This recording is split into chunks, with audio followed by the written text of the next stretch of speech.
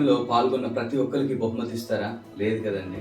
మొదటిగా వచ్చిన వారికి మాత్రమే బహుమతి ఇస్తారు.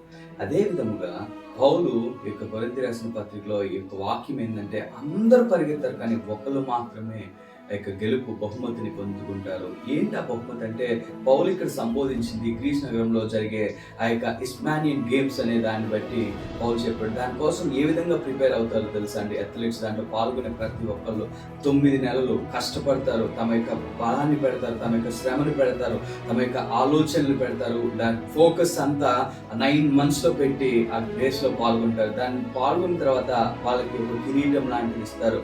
అలాగే మనము కూడా క్రైస్తవ జీవితంలో మనము మన దేవుని మీద ఆలోచన, దేవుని గురించిన ధ్యానము, ఆయన గురించిన ప్రత్యక్షత మనం ఎప్పుడైతే కలిగి ఉంటామో, ఎప్పుడైతే ఆయన పోలికలో మనం నడుచుకుంటామో, ఆయన చిత్తాన్ని మన జీవితంలో నెరవేర్చుకుంటామో, ఆయన కృపలో మనము పాత్రులమవుతామో. కృపలో పాత్రులం అవ్వడం అంటే ఏంటంటే, నీవు ఆయన్ని సొంత రక్షకుడిగా అంగీకరించడం మాత్రమే.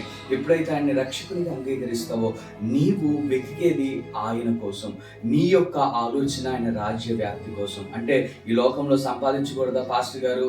అంటే నీవు ఎప్పుడైతే ఈ లోకాన్ని కాకుండా దేవుని గురించి, దేవుని రాజ్యం గురించి ఎప్పుడైతే వెతుకుతావో, నీతిని గురించి ఎప్పుడైతే వెతుకుతావో, ఆయన గురించి ఎప్పుడైతే ఆలోచిస్తావో, నీకేమేం కావాల్సిందో దేవుడు సమకూరుస్తాడండి. అదేవిధంగా ఆదాము అవ్వని సృష్టించినాక లోకాన్ని చేయలేదు కదా. ఫస్ట్ దేవుడు లోకాన్ని చేశాడు. ఏమేం కావాలో, ఏమేమి వసతులు కావాలో, ఆదాము అవ్వలకి ఏమేం కావాలో అన్నిటినీ ముందుగా తయారు చేసిన తర్వాత ఆదాము అవ్వని దేవుడు సృష్టించాడు.